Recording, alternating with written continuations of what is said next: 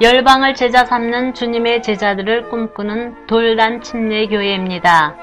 이 주님의 꿈을 이루기 위한 세 가지 비전이 있는데, 말씀과 성령으로 투명한 성도, 예수님 제자되어 비추는 교회, 생명의 복음으로 행복한 세상입니다.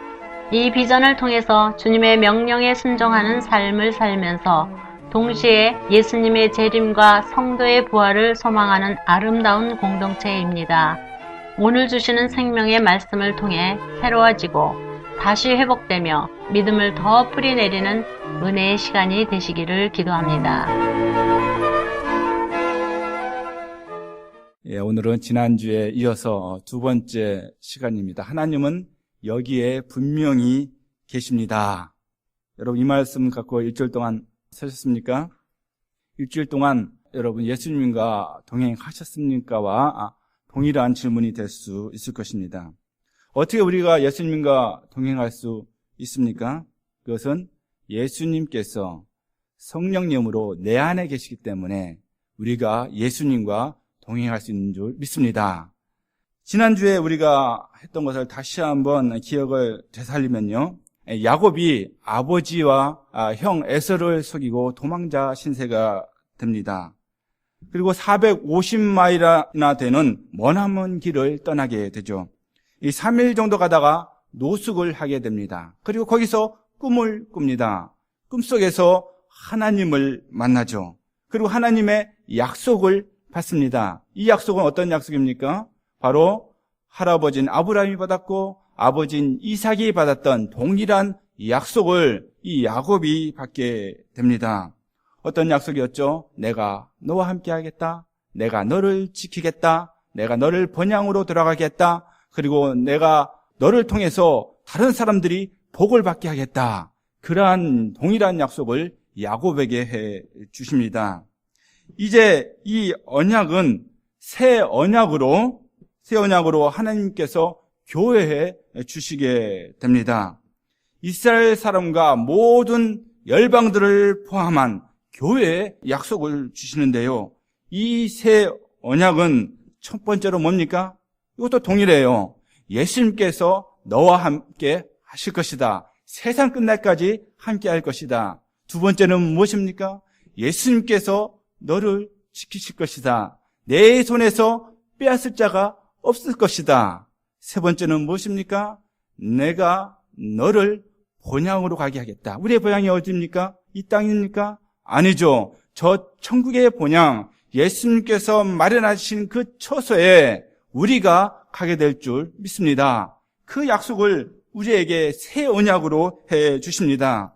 아브라함과 이삭과 야곱이 받았던 그 약속에 우리가 받게 되는 거죠.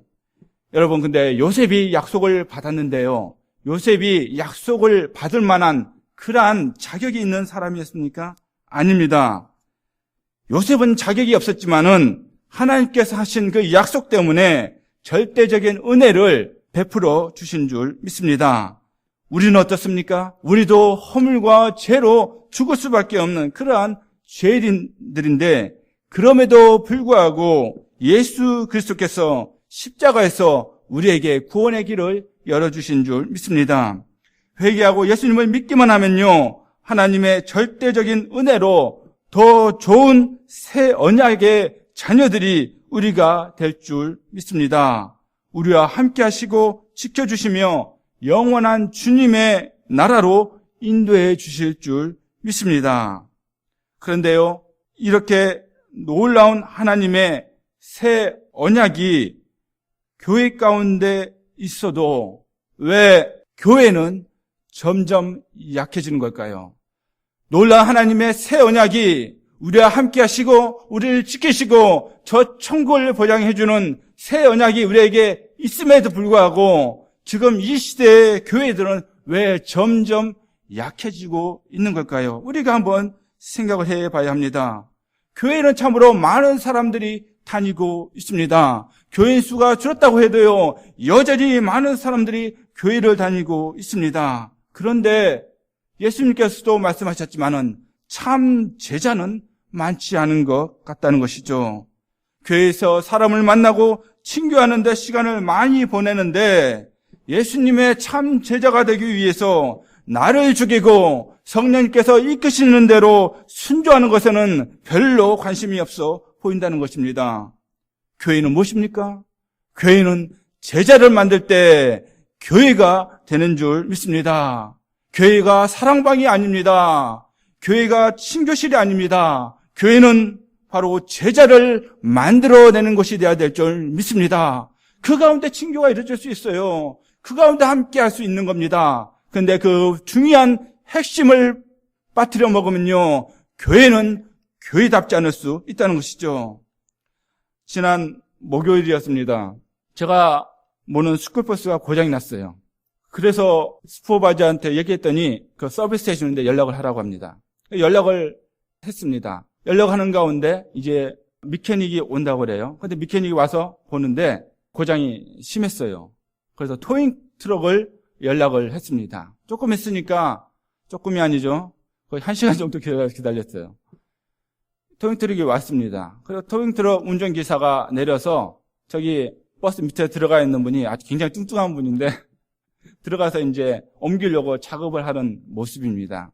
이제 두 번째, 세 번째는요, 토잉 트럭에 스쿨버스를 연결하니까 그 큰 스쿨버스가 훅하니 들립니다. 토잉 트럭도 굉장히 큰 게 왔습니다. 그래서 스쿨버스에 있던 내 백팩과 그 빗자루를 꺼내서 이제 토잉 트럭에 타려고 하니까 토잉 트럭 운전기사가 저를 막습니다. 그 라스트 네임이 리인데 리가 저를 막습니다. 그러면서 안 된다고, 이 백팩과 빗자루는 스쿨버스 안에 넣어두고 타라고 합니다. 그래서 그 사람 말대로 넣어두고 저도 토잉 트럭에 타서 그 서비스 하는 데로 가게 됐습니다. 그런데 이제 차를 같이 타고 가는데 이 미스터 리가 저한테 얘기합니다. 전에 이 스쿨버스를 토잉한 적이 있었는데 지금과 똑같은 상황 같이 그때 탔던 사람이 랩탑 가방 같은 거 하나와 재킷을 하나 같이 들고 탔다고 합니다. 그래서 이제 서비스 센터에 도착을 해서 내리려고 하는데 이 사람이 양손에 든 게 있으니까 문을 열면서 그대로 앞으로 꼬꾸라졌다고 그래요. 그 높이가 3피트입니다. 지금 보시면 알겠지만 차가 토잉 트럭이 굉장히 커요. 그대로 밑으로 떨어졌는데 머리부터 떨어졌다고 그래요. 그래서 떨어지자마자 보니까 머리에서 피가 흘러나왔고 이 토잉 트럭 운전기사는 깜짝 놀래가지고 그 옆에 있는 휴지를 갖다가 한 움큼 갖다가 했는데도 그 다 적실 정도로 머리에서 피가 나왔다고 합니다. 그래서 이 운전기사는요, 연락을 했고, 연락을 하자마자 앰뷸런스가 와서 이 사람을 실어 갔다고 합니다. 다행히도요, 피가 나왔기 때문에 이 사람은 살았다고 합니다.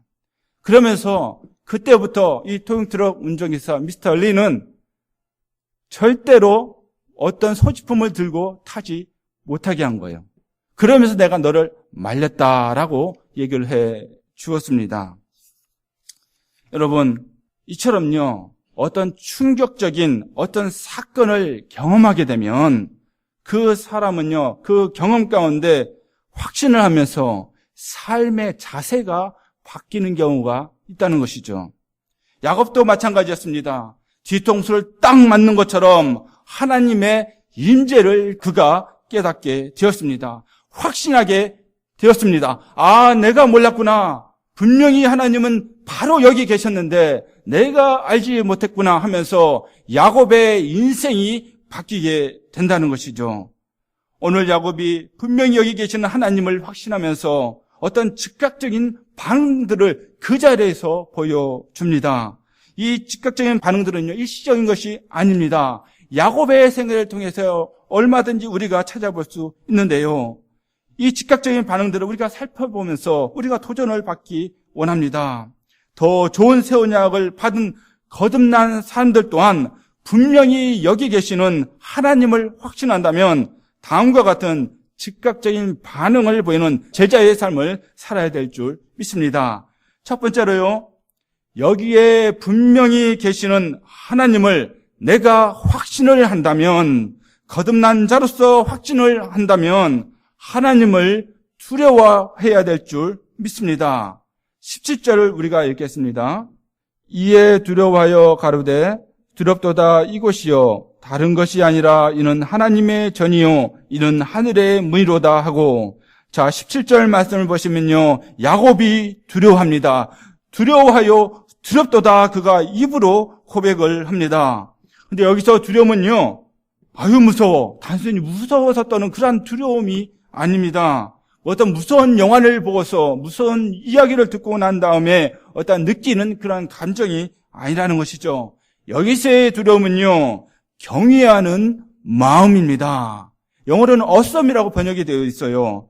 이러한 두려움은요, 사람을 변화시킵니다. 하나님의 말씀에는요, 언제나 아멘하게 됩니다. 이 두려움 가운데 죄악을 멀리할 수 있어요. 그 두려운 하나님 앞에 계시거든요. 내가 존경하고 정말 나의 두려움이 되는 하나님 앞에 있기 때문에 죄악을 멀리할 수 있게 됩니다. 모세가 시내산에 올라갈 때입니다. 그가 하나님의 말씀을 듣습니다. 모세 위에는요, 아무도 올라오지 못하게 경계선을 만들었다고 성경은 쓰여 있습니다. 왜요? 하나님은 거룩하시기 때문입니다. 우리가 경외해야 할 대상이기 때문에 죄 많은 인간은요, 그 누구도 하나님을 볼 수 없다는 것이죠. 하나님을 보는 순간 사람은 죽게 되었어요. 하나님은 거룩하시기 때문입니다. 죄 많은 인간이 하나님 앞에 나갈 수 없는 거예요. 특별히 모세는 불렀지만 그 외의 모든 사람은 올라오지 못하게 했습니다. 그래서 출애굽기 19장 21절부터 22절까지 말씀을 보시면요, 함께 읽겠습니다. 시작. 주님께서 모세에게 말씀하셨다. 너는 내려가서 백성에게 나 주를 보려고 경계선을 넘어 들어오다가 많은 사람이 죽는 일이 없도록 하라고 단단히 일러두어라. 나 주에게 가까이 오는 제사장도 자신을 성결하게 하여야 한다. 그렇게 하지 않으면 나 주가 그들도 쳐서 죽일 것이다. 아멘. 이처럼요, 하나님은 거룩하고 경외의 대상이 되십니다. 근데 여기 가만히 보시면요, 제사장일지라도 어떻게 해요? 성결이 선행이 되어야 한다는 것입니다. 성결해야 된다는 거예요. 그렇지 않으면 어떻게 된다고요? 하나님의 심판을 받는다고 말씀하고 있습니다. 하나님의 심판의 기준은 그럼 무엇입니까? 너무나 분명하지 않습니까? 그가 갖고 있는 직분이 아니라는 것입니다. 예수 그리스도로 말미암는 보혈 때문에 우리가 하나님의 심판을 면하게 되는 줄 믿습니다. 목사라는 직분이, 선교사라는 직분이, 장로라는 직분이, 권사라는 직분이, 집사라는 직분이 하나님 앞에서 심판의 기준이 아니라는 것이죠. 예수 그리스도의 보혈로 정결케 된 적이 없다면 하나님의 심판을 받게 돼 있다는 것이 성경의 말씀입니다. 참으로 지옥에 갈 수 있다는 거예요. 야곱은요, 그 하나님을 경외하면서 삶이 180도 바뀌어졌습니다. 그의 영적인 각성은요, 그의 삶의 방식을 하나님 말씀 중심으로 살게 만들었습니다. 이전엔 내 마음대로 살았어요. 나의 지혜대로, 내 꾀대로 살았다면요, 이제 야곱이 바뀌었어요. 하나님의 말씀대로 그 중심으로 살게 되었다는 것입니다. 무엇이든 자기 것으로 만들려고 속이고 했던 사람이 야곱이었습니다. 이제 하나님과의 깊은 관계 가운데 신실한 하나님의 사람으로 변했습니다. 브엘세바에서 도망할 때는요, 그가 사람이 무서워서 도망했어요. 그러나 외삼촌 집에서 나중에 또 도망을 나오지 않습니까? 그때는요, 하나님의 명령에 따라 도망을 합니다. 브엘세바에서 도망갈 때는 아무것도 가진 것이 없었지만은 외삼촌 집에서 나올 때는요, 하나님의 은혜로 많은 것을 소유하게 됩니다. 브엘세바에서 도망갈 때는요, 막연한 두려움에 사로잡혀 있었지만 외삼촌 집에서 도망갈 때는요, 그 누구도 두려워하지 않는 당당함이 그에게 있었습니다. 외삼촌이 가까이 왔을지라도 그가 당당하게 외삼촌에게 할 말을 하는 것을 우리가 볼 수 있습니다. 하나님을 경외하는 야곱이 하나님의 방법으로 살았더니 때로는 속기도 했습니다. 손해보며 그가 살았습니다. 그렇지만요, 그가 하나님의 지혜를 갖게 되고요, 풍성한 삶을 그가 살게 된 줄 믿습니다. 아무리 사람이 자신의 지식과 지혜를 자랑하며 살지라도 하나님의 지식과 지혜와는 비교할 수 없는 줄 믿습니다. 야곱처럼 하나님이 분명히 계심을 확신하고 경외하면 우리에게 지혜가 생깁니다. 세상이 두렵지 않습니다. 거룩한 삶을 살 수 있게 되는 줄 믿습니다. 그래서요, 성경은요, 너희가 만약 지혜를 원한다면 어떻게 하라고요? 하나님을 경외하라고 말씀하고 있습니다. 잠언 1장 7절 말씀 읽겠습니다. 여호와를 경외하는 것이 지식의 근본이오늘 미련한 자는 지혜와 훈계를 멸시하느니라. 아멘. 우리가 미련한 자가 되지 않기를 원합니다. 참으로 하나님을 경외함으로 하나님의 지식과 지혜 가운데 살아가는 하나님의 사람들이 되기를 원합니다. 성경은요, 빌립보서 2장 12절에 사람의 눈을 의식하지 말고 우리가 두렵고 떨림으로 구원을 이루라고 말씀해주고 있습니다. 하나님을 경외하면서요, 거룩한 삶을 살라는 말씀입니다. 이렇게 하나님이 분명히 계심을 확신하는 사람들은 하나님의 도우심을 실제로 경험하는 사람들인데요, 이제 세상이 더 이상 두렵지를 않습니다. 세상이 주는 어떠한 경제적인 고난도 넘어갈 수가 있습니다. 관계적인 문제도 주님 안에서 넘어갈 수가 있다는 것이죠. 히브리서 13장 5절에서 6절까지의 말씀 함께 읽겠습니다. 돈을 사랑함이 없이 살아야 하고 지금 가지고 있는 것으로 만족해야 합니다. 주님께서 친히 말씀하시기를 내가 결코 너를 떠나지도 않고 버리지도 않겠다 하셨습니다. 그래서 우리는 담대하게 이렇게 말합니다. 주님께서는 나를 도우시는 분이시니 내게는 두려움이 없다. 누가 감히 내게 손댈 수 있으랴. 아멘. 여러분, 저희 말씀을 읽으면서 가장 마지막 말씀이 참 마음에 들었습니다. 주님께서는 나를 도우시는 분이시니 내게는 두려움이 없습니다. 누가 감히 나를 손댈 수 있겠습니까? 여러분, 다시 한번 이 말씀 함께 읽겠습니다. 시작. 주님께서는 나를 도우시는 분이시니 내게는 두려움이 없다. 누가 감히 내게 손댈 수 있으랴. 아멘. 어떤 사탄마귀도 어떤 악한 영도 우리를 손댈 수 없는 줄 믿습니다. 주님께서 나의 도움이십니다. 나의 반석이십니다. 환난 가운데 나의 피난처가 되시기 때문에 그 누구도 나를 손댈 수 없는 줄 믿습니다. 순간순간은 힘들어요. 좌절할 수 있어요. 절망 가운데 있을 수 있습니다. 그렇지만 주님의 말씀을 붙잡을 때 우리는 다시 일어설 수 있는 줄 믿습니다. 이 고백이 정말 하나님의 여기에 분명히 계심을 확신하는 저와 여러분의 고백이 되어지기를 원합니다. 두 번째, 여기에 분명히 계시는 하나님, 정말 우리 소수 가운데 분명히 계시는 이 하나님을 우리가 확신한다면 하나님께 엎드리게 될 줄 믿습니다. 어떻게 된다고요? 하나님께 엎드리게 될 줄 믿습니다. 즉, 엎드려서 하나님을 예배하는 삶을 살게 됩니다. 우리 18절, 19절 말씀 읽겠습니다. 야곱이 아침에 일찍이 일어나 배기하였던 돌을 가져 기둥으로 세우고 그 위에 기름을 붓고 그곳 이름을 베델이라 하였더라. 이 성의 본 이름은 루스더라. 아멘. 야곱은요, 이제 하나님을 만났던 장소를 이제 특별하게 그가 받아들입니다. 하나님이 자신과 분명히 함께 계심을 확신한 야곱은요, 그 다음날 아침 일찍이 그가 베고 잤던 돌베개를 세웁니다. 그리고 그 위에 기름을 붓습니다. 돌베개를 세우는 것은요, 어떤 의미가 있냐면 기억한다는 의미가 있습니다. 돌베개를 세운다는 것은 기억한다는 거예요. 하나님께서 내게 주신 것을 기억한다는 의미입니다. 그리고 기름을 붓는다는 것은요, 내 자신을 주님께 드립니다. 하나님께 드립니다. 라는 그런 의미가 있습니다. 사도 바울도 성도들을 향해서 이렇게 말했죠. 내가 관제로 너희에게 부음이 될지라도 내가 기뻐하고 기뻐할 것이다.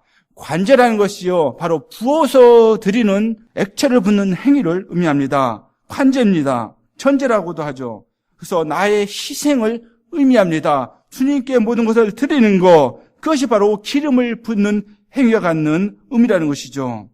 그러면 예배가 무엇입니까?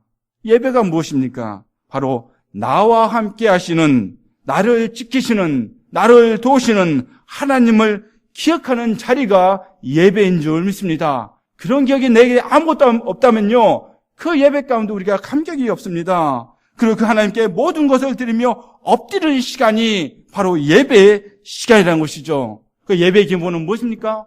하나님께 주신 걸 기억하는 거예요. 일주일 동안 살면서 내 생애 가운데 주님께서 도와주셨던 것을 기억하면서 하나님께 찬양을 드리는 것입니다. 기도하는 거예요. 말씀을 듣습니다.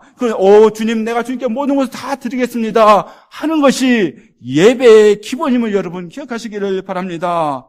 나 같은 죄인을 구원하신 그 예수님을 기억을 해야 합니다. 그 은혜를 기억해야 합니다. 그 사랑을 기억해야 됩니다. 그 도심과 영적인 기쁨이 넘치게 하심을 기억한다면 여러분 내 입술이 주님을 찬양하게 될 줄 믿습니다. 내 영혼이 주를 갈망하게 됩니다. 예배를 드리게 됩니다. 저의 모든 것은 다 주님의 것입니다 하면서 엎드려 주님을 예배하게 될 줄 믿습니다. 참으로 야곱처럼요, 나의 돌베개를, 나의 기름을 부어야 될 줄 믿습니다. 왜 오늘날 교회에서 감격적인 예배가 드려지지 못하고 있습니까? 그것은 나의 돌베개를 세우지 못하고 그 위에 나의 기름을 붓지 못하게 때문인 것 같습니다.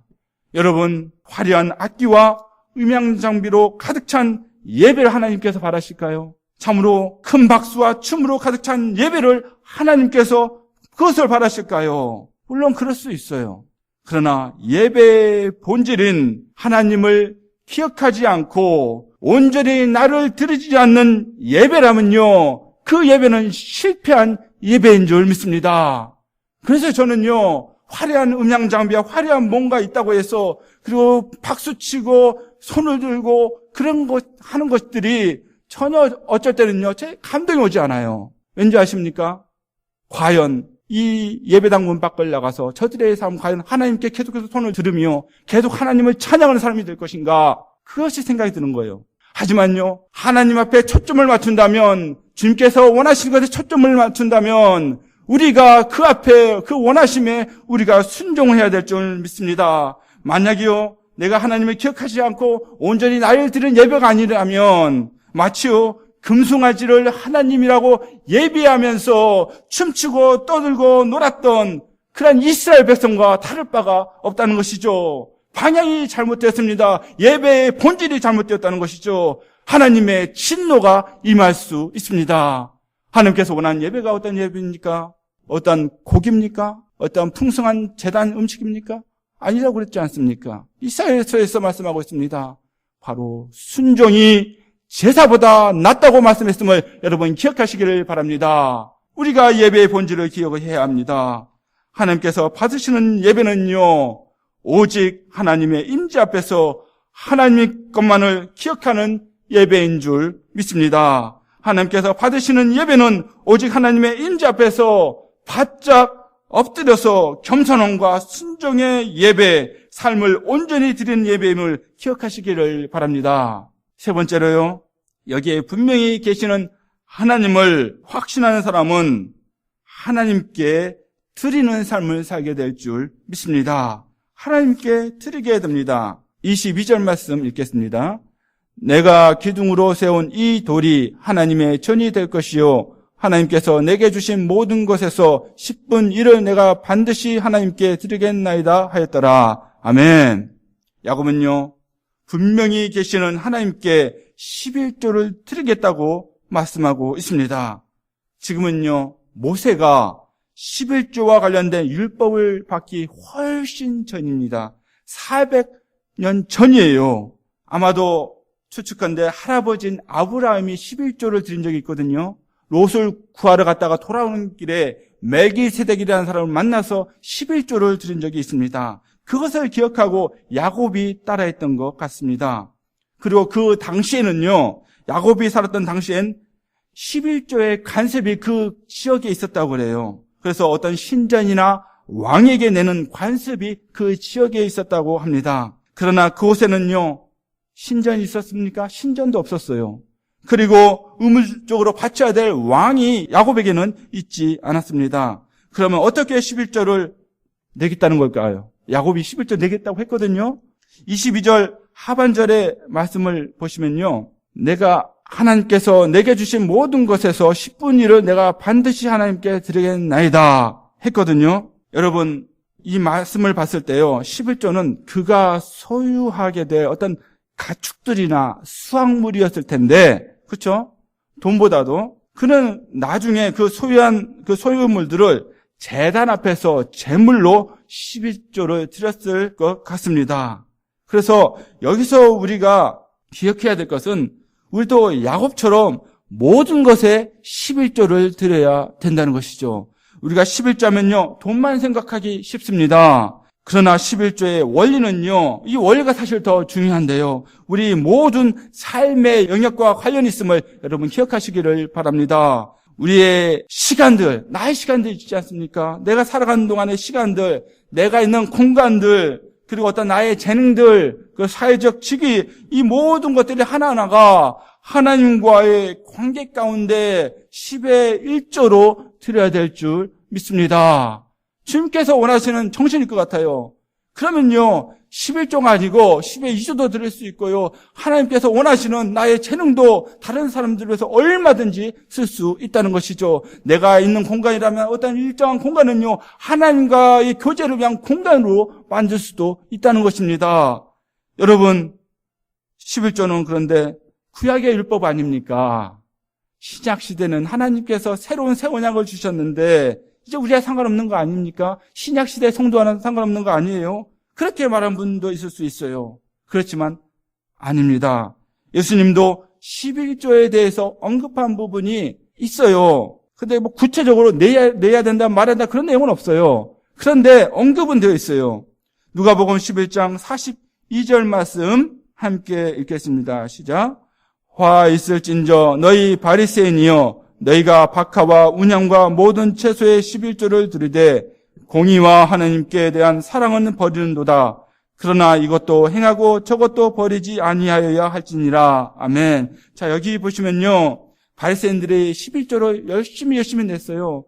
이 화단에서 채소를 키우면요, 그것에서 11조를 드렸어요. 10개를 수확을 했으면 그 중에 하나를 드렸다는 거예요. 그런데 예수님께서 뭐라고 합니까? 이 바리새인들을 보면서 이것도 행하고, 이것이 뭐예요? 11조도 하고 저것도 버리지 아니하여야 할지니. 저것은 뭡니까? 하나님을 사랑하는 거예요. 그러니까 11조도 오케이, 하나님 사랑도 해야 되고 너희들이 그렇게 살아야 된다. 저는 지금 여러분에게 11조를 내라고 말씀을 드린 것이 아닙니다. 성경에서 말하는 물질뿐만 아니라 우리 삶 가운데 어떻게 우리가 드려야 되는지 그 드리는 자세를 더 나누고 싶습니다. 어느 농부가 하나님을 사랑한다고 큰 소리치며 다녔다고 합니다. 그는 자기 친구가 이야기하는 도중에요, 나는 주님을 위해서는 무엇이든지 다 바칩니다. 주를 위해서는 어떤 충성도 다 할 것입니다 하면서 호언장담을 했습니다. 이때 친구가 묻습니다. 주를 위해서 충성을 다한다고? 그럼 자네는 말 20풀이 있는데 2필을 하나님께 바칠 수 있겠는가? 아무렴 11조를 못 바치겠는가? 말 20필이 있다면 당연히 2필은 하나님의 것이지. 근데 말이야, 나는 말이 없는데, 그럼 소 10마리가 있다면 그 중에 1마리를 하나님께 드릴 수 있겠는가? 물론이지, 1마리가 문제인가? 소 10마리라도 하나님께 드려야지. 근데 여보게, 나는 소가 없지 않은가? 그럼 자네한테 만약에 돼지 10마리가 있다면 그러면 그것에 1마리를 하나님께 드릴 수 있겠는가? 이 말이 끝나자마자 이 사람이 버럭 화를 냅니다. 아니, 당신 나한테 돼지 10마리가 있는 거 어떻게 알았어? 이게 뭡니까? 이 사람은 애당초 드릴 마음이 없었다는 거예요. 말은 열심히 했어요. 그런데 정작 자기한테 있는 돼지는 드릴 마음이 없으니까 화를 낸 겁니다. 아무리 드린다고 말을 많이 해도 실제로 닥치면 다를 수 있다는 것입니다. 그래서 보통 교회를 보면요, 건축할 때 이런 이유로 시험이 드는 경우가 많이 있는 것 같습니다. 저도 어렸을 때부터 자랐던 교회가 건축을 3차, 4차에 걸쳐서 했어요. 그러니까 어려움이 굉장히 많았습니다. 그러면서 건축 헌금 약정을 하지 않습니까? 그러면요, 시험에 드는 사람들이 꼭 생겨났던 것 같습니다. 남편과 아내가 믿음이 달라서 그럴 수도 있습니다. 사업이 갑자기 잘 안 돼서 그럴 수도 있습니다. 그러면요, 형편과 상황에 맞게 할 필요도 있지 않습니까? 애당초 과장된 것이었다면 조정할 필요도 있습니다. 하나님께서 아십니다. 사람들의 눈을 의식할 것이 아니라 하나님 앞에서 드려야 될 줄 믿습니다. 주신 믿음대로 하면 됩니다. 그리고 분명한 확신과 마음이 있을 때 해야 되는데요. 약정하는 것을 보면요, 분위기에 휩쓸려서 합니다. 그래서는 안 된다는 것이죠.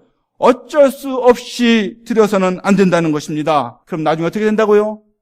그러면요, 나중에 시험에 들게 됩니다. 성경은 우리에게 바르게 드리는 자세를 가르쳐주고 있습니다. 그것이 11조가 되든지 나의 삶과 관련된 무엇이 되든지 그 자세를 우리에게 가르쳐주는데요. 이 자세로 우리가 하나님 앞에 나가야 될 줄 믿습니다. 고린도후서 9장 7절 말씀, 각자 마음에 정한 대로 해야 하고 아까워하면서 내거나 마지못해서 하는 일은 없어야 합니다. 하나님께서는 기쁜 마음으로 내는 사람을 사랑하십니다. 아멘.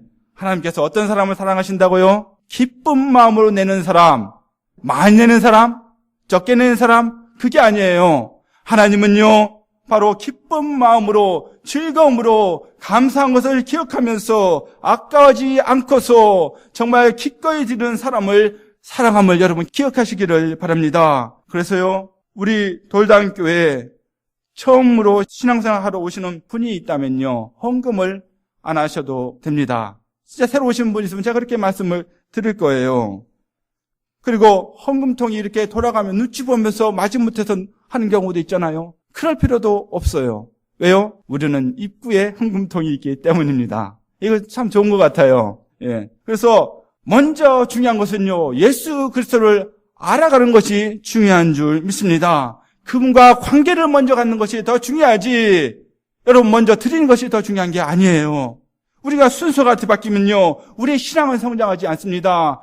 이것이요, 바리새인처럼 어떠한 행동으로 뭔가 보여주려 하는데 우리가 몰입할 수 있다는 것입니다. 그것을 믿음으로 착각할 수 있다는 거예요.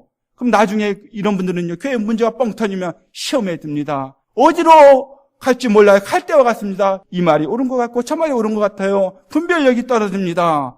하나님과의 바른 관계 가운데 들어질 때 우리가 질서 있는 신앙생활을 하게 될 줄 믿습니다. 우리가 나에게 있는 분량대로 드리면 됩니다. 믿음의 분량대로 드려야 합니다.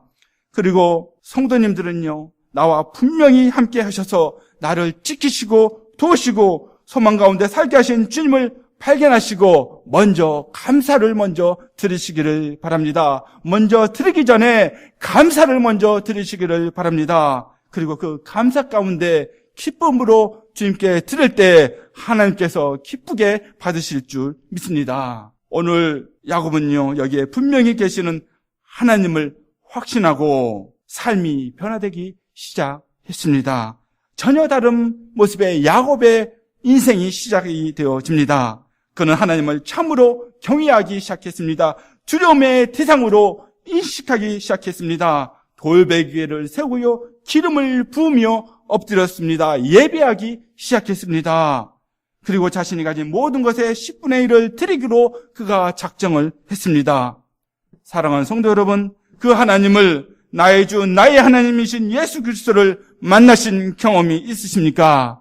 나의 숨길 수 없는 모든 죄를 씻으신 예수 그리스도를 나의 주님, 나의 구원자로 영접한 그 감격의 시간이 있으셨습니까? 마치 야곱이 정말 뒤통수를 맞은 것처럼, 하나님을 발견한 것처럼 그런 순간이 있으셨습니까? 그렇다면 우리는 참으로 하나님을 경외해야 될 줄 믿습니다. 하나님께서 내게 베풀어 주신 것을 기억하며 즐거이 찬양하며 예배해야 될 줄 믿습니다. 그리고 나의 모든 인생, 나의 모든 삶의 영역에서 주님께 드리기를 기뻐하는 삶을 사는 저와 여러분이 되기를 주님의 이름으로 축원합니다. 기도하시겠습니다. 오늘도 말씀에 온전히 순종하셔서 풍성한 삶을 살아가시기를 기도합니다.